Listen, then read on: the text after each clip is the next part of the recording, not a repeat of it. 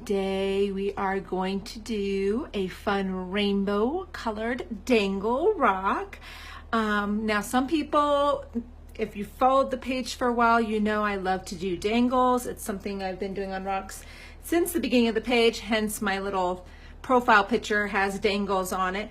But for those of you that might be either new to the page or just haven't been following along or ever seen a dangle rock, I originally was inspired, and I will come back and leave a link, I always do, by a book that I got off of Amazon. So I'm going to slide it in here. It's called Dangles, and there's all sorts of fun inspiration in this. So I got a lot of the idea for doing dangles from this rock, so or from this book. So I've done quite a few dangle rocks, but they're always so fun and they always turn out so unique.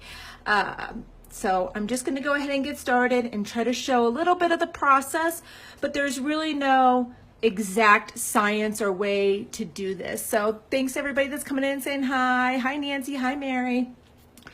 So the first thing you need is you need something for your dangles to drop from. I've done letters before and words before. For this, since I'm going wordless, I just start by giving myself almost just a line or a ledge, but you know, you want to give it some curl. So I'm just going to start on one side and I'm going to work my way all the way to the other side. Now this rock that I'm using today is not one of the smoothest rocks in the world. So you can do this on any rock, just always move nice and slow so you don't splatter with your pens. Now I'm using all 1M pens today. You'll notice my black lines are a little bit thicker because I've used this black pen on a lot of rocks, and it will slowly wear down your tip. Here, I'll show you the difference between, like here's a red tip and here's my black tip. So over time this will happen, but I use this pen a lot. So I've never replaced it. If you've been following along with my videos, I've had them for a long time. I've never refilled it, but I am debating getting myself a couple more black pens. So once you've got your first line, we want to give it some depth so that we can add some color in it. So just go back to where you first started that line and start cutting across a little bit earlier on your rock, like so. And I'm not going to add the vertical lines in there until I've added my color, because I find I'm not sure exactly where I'm going to want them to start and stop. This just makes it easier. Now you can add some extra fun things up on top of this area if you want. Now I ended here because I'm not sure completely why. So I'm actually going to pull this a little bit further off to this side as well. So we're just going to add another little curl here. And anywhere that I've got a curl, I add kind of a little circle. These pens cover themselves really easily, so I don't try to make O's all the time. It can be a complete colored in circle that we can add color to later. So we're going to start with that. I'm going to add another little layer here, and maybe we'll do one more fun little circle up here. Like I said, there's no rules to this. Let the rock, you know, shape and form help you decide how you want to fill it in. So once you've got your ledge basically that you can build your dangles down off of, since I've got, technically I know there's 7 colors in the rainbow, but graphically speaking I don't always use indigo. So I've got 6 colors today that I'm going to use for my rainbow. So I've got them all here. So I'm going to kind of have them here off to the side in order so I can kind of remember what I'm doing. So I've got 2 dangles for each color is the way that I did it. Depending on how much space you have on your rocks is how you can kind of depict how many dangles of each color you're doing. So I'm just going to start in the middle and start working outward with my dangles, because then I'll get a better idea of spacing how many I'm going to end up with. So just take your time with these. But like I said, you're going to color right on top of the black. So if your shape isn't perfect, that's okay. So you just kind of build them one at a time, and you can have them attach like so. And here, let me hold this up a little higher so you can see a little bit better. And you just kind of think it has to be weighted down with something. So you can do little circles. I love to do little circles or dots because you're going to cover them. And then you can have it go down further and in a diamond. Diamonds look cute. But I usually have something all the way at the end. Just picture it like weighing it down basically.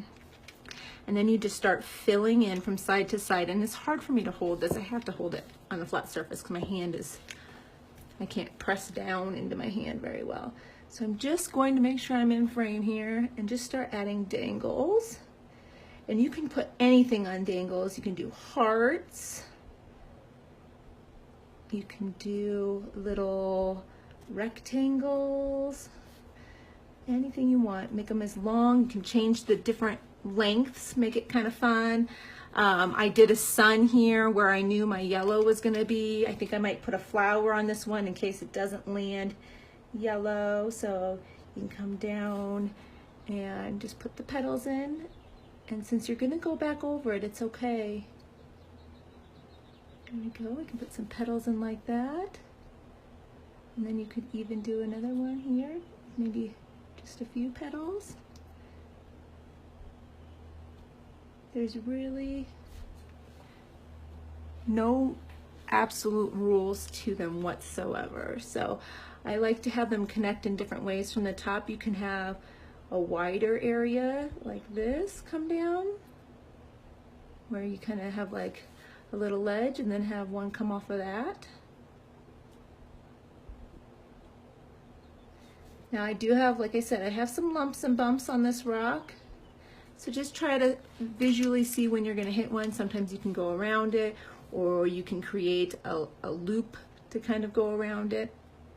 Let's see, I've got 4 so far in total. Let's see, I need 12 to have 2 of each color on here. So we're going to have to add in some little ones here too. So we can have one come off here, just a cute little itty bitty one like that. And you can have them really close together, and you can have one dangle really far before it has anything on it.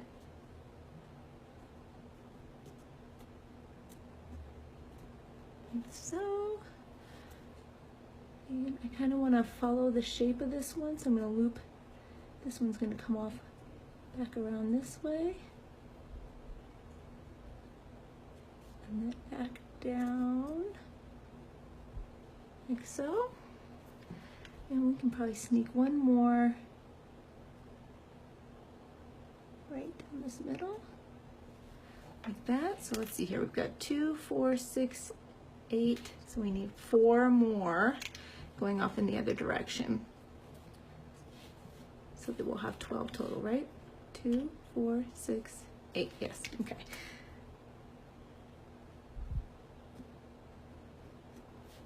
Just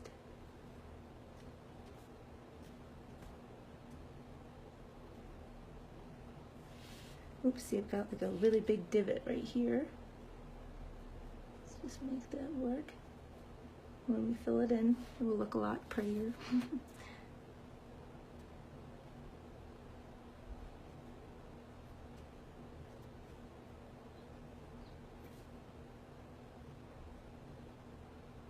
There we go, 1, 2, so we need 2 more. So I want to have this one kind of pop off to the side here, and have it loop and then go down. And one more here. Got some space to fill, so we'll do. All right, there we go. So we've got our dangles here. I'm gonna go ahead and put my cap on that one. And now we're just gonna go in and start filling in our spaces using our colors. And you'll see, just like even with these ones over here, we'll start on the right-hand side. You've got these full circles, and then once you get your color on there, it goes right on top. I mean, these pens are perfect for these dangles, just like that. So you just go and you fill in each of your circles, like so. And then I filled in a little bit of the space on top with the color as well. And it kind of alternated how far over it went. So kind of gave it a little bit of a play with the eye. So just like that. So we've already got the purple filled in, and that color is a little bit one of the darker ones, but I'm sure you can see it on there. So now we're gonna go in and do our blue. Oh, and I got a little tricky because look, I got blue, blue, but this one would technically be green, green, right? Yep, okay. You can always go back in and add more dangles too if you want, or more spots, like if you feel like an area doesn't have enough color. Like I feel like that's not enough blue, so I'm gonna go in right here and just add another little gem, I guess you could call them, on here, and then once that dries, I'll come back and add more blue because I feel like there's just not quite enough blue for my taste on there. It's very forgiving style to do here. So we'll go ahead and fill this one in green. We're gonna have a green heart. That'll be cute. When you're filling in hearts, especially when they're tiny, a little tip, don't try to get that arch. Literally fill it in with a V and then just kind of dab at the circles at the top. You won't go over your lines as bad. Anytime I actually try to draw the heart with my pen when I'm filling in, I tend to go over the lines a little bit. So we'll go in here and do our yellow. Love how yellow looks in these. It really pops against the black.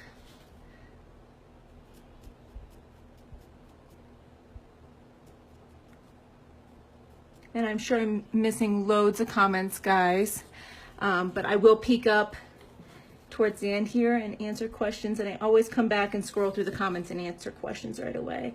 I did just peek, and that's what made me think. Somebody did ask what size of pens these are. These are the 1Ms, or the extra fine. And as soon as I get off, I will add our supplies link up there for you. If you can go to our supply page on the website and snag them.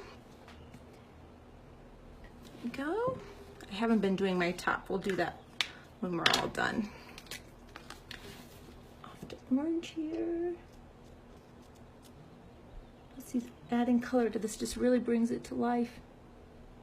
These are so fun. Everybody always loves these. Whenever I hide dangle rocks, they rarely get rehidden. Most of the time the comment says they're keeping them, which is fine with me. If it brings them that much happiness, then I'm happy with them keeping it. There we go. Our red on here. Okay.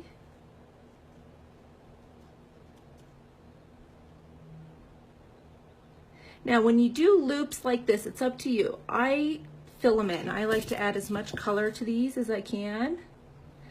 So you can fill in your loops like this. And then I'm going to add red, orange, yellow on these on the top. Some red here.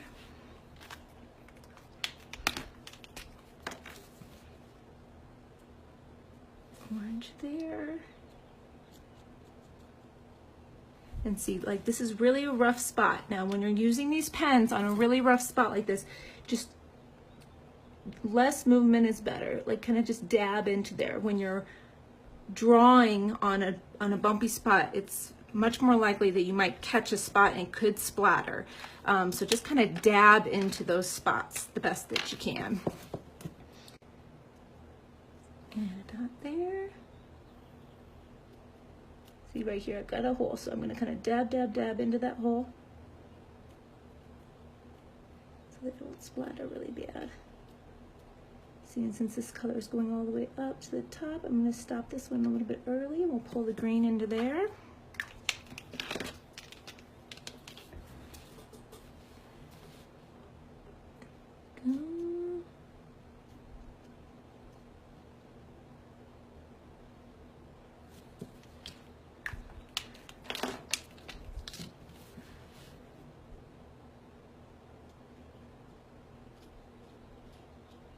if you're like me and you have beat up your black a little bit on rocks, I keep my micron tip pens handy in case I need to do any touching up that's thinner than what's left of the tip of mine. I've used those before in videos. I think most of you guys know what I'm talking about. Don't know if I'll need those today. I'm just adding some lines in between those colors along the top there, like that.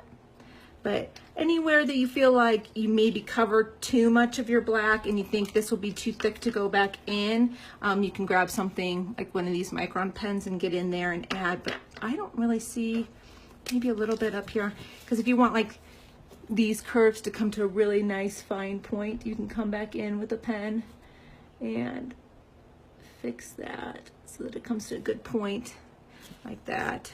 I am going to add a little bit more yellow on this flower. There's one little spot here. This petal didn't quite go in as far as I wanted, but I think I'm going to call that good. You could add more on the top if you want to, or more dangles. You could have 3 of each, or however you want to do them. Best part about these, there's no right or wrong way to do it.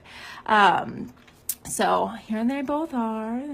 Finished, said and done. I'll leave a picture of the finished one in the post. I'll come back and leave a link to the book and to our supply page so that you can grab the pens. If you don't have these pens, you can use the link that we have on our page.